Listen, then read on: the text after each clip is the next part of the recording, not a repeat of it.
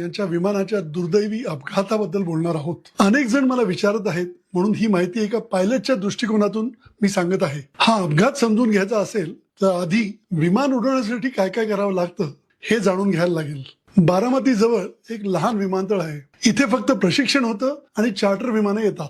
इथला रनवे लहान आणि अरुंद आहे, म्हणजे मुंबईच्या रनवेच्या मानाने याची रुंदी आणि लांबी दोन्हीही जवळजवळ निम्मी आहेत. हा रनवे एका पठारावर आहे, म्हणजेच टेबल टॉप. त्याचा अर्थ असा की सगळ्या बाजूला उतार आहे. बारामतीमध्ये एअर ट्रॅफिक कंट्रोल नाही, रडार नाही आणि हवामान तज्ञ देखील नाहीत. पायलट इथे फ्लाइंग करताना फक्त रेडिओवर संपर्क करू शकतात, दुसरं काहीही नाही. तिथल्या 2 फ्लाइंग स्कूल मधले प्रशिक्षक लँडिंगसाठी येणाऱ्या विमानांना हवामानाची माहिती अंदाजे सांगतात. इथे इन्स्ट्रुमेंट लँडिंग सिस्टम नाही, म्हणजे लँड करणाऱ्या पायलटला तो रनवे दुरूनच दिसला पाहिजे. अपघाताच्या दिवशी सकाळी दृश्यमानता म्हणजे व्हिजिबिलिटी 3 किलोमीटर होती. दृश्यमानता म्हणजे किती दूरवर स्पष्ट दिसतंय याचा अंदाज.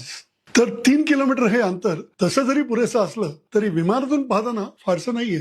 लँडिंग रनवेची दिशा होती 1-1 म्हणजे 110 डिग्री. त्याचा अर्थ काय? विमान साधारण पूर्वेकडे जात होता, म्हणजे पायलटच्या चेहऱ्यावर प्रखर सूर्यप्रकाश पडत होता. रात्री गाडी चालवताना समोरच्या गाडीचे हेडलाईट आपल्याला त्रास देतात ना, तसाच प्रकार. त्यामुळे रनवे दिसणं आणखीच कठीण झालं असणार. पायलट्सनी लँड करायचा प्रयत्न केला, पण रनवे दिसला नाही, म्हणून त्यांनी गो अराउंड केला.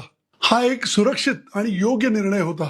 काही लोक विचारतात, मग विमान दुसऱ्या विमानतळाकडे का नाही नेलं? व्हिजिबिलिटी म्हणजे दृश्यमानता ठीकच होती, त्यामुळे दुसरा प्रयत्न करणं अगदी बरोबर होतं. मी देखील अनेक वेळा तसं केलेलं आहे.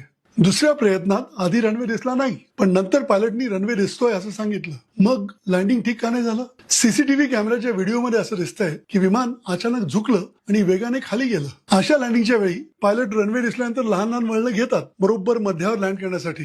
पण इथे जे वळण दिसतंय ते अति दिसतंय. असं का झालं असावं? 2 इंजिन असलेल्या विमानात जर एक इंजिन बंद पडलं तर चालू इंजिन विमानाला वळवतं. याला म्हणतात यॉ, आणि या यॉ मुळे होतो रोल. याला म्हणतात रोल. पण असा अचानक होणारा रोल विमानाला खाली जमिनीकडे खेचू शकतो. जमीन जवळ असताना त्यातून सावराला वेळ आणि उंची दोन्हीही कमी असते, म्हणून अपघात होऊ शकतो. तर ही आहे विमान चालनातील परखड वास्तविकता, हार्ड फॅक्ट्स. त्यापेक्षा कमी जास्त काहीही नाही. नेमकं काय घडलं हे फ्लाईट डेटा आणि कॉकपिट व्हॉइस रेकॉर्डिंग सांगतील. विमानातली प्रत्येक गोष्ट म्हणजे उंची, वेग आणि इंजिनचा आरपीएम वगैरे सगळं रेकॉर्ड होत असतं, आणि तसंच पायलटचं बोलणं देखील. त्या गोष्टीला ब्लॅक बॉक्स म्हणतात. ते सापडलेलं आहे आणि त्यावरून तज्ञ लोक आपल्याला सांगतील नक्की काय झालं. तोपर्यंत तर्क वितर्क नकोत आणि कसलेही निष्कर्ष नक्कीच नकोत, कारण सर्व शोकाकुल कुटुंबियांच्या भावनांचा आदर आपण केलाच पाहिजे.